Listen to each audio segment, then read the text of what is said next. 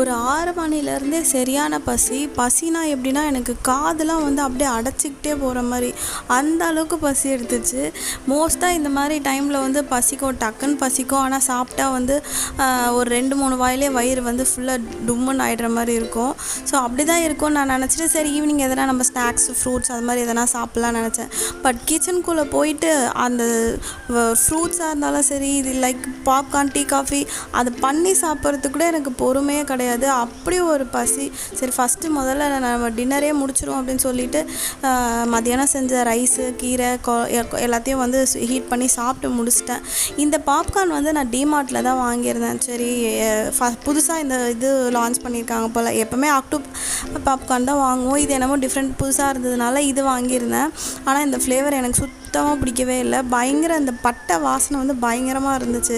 அந்த பாப்கார்னோட அந்த டேஸ்ட்டே வந்து டாமினேட் பண்ணுற மாதிரி இருந்தது.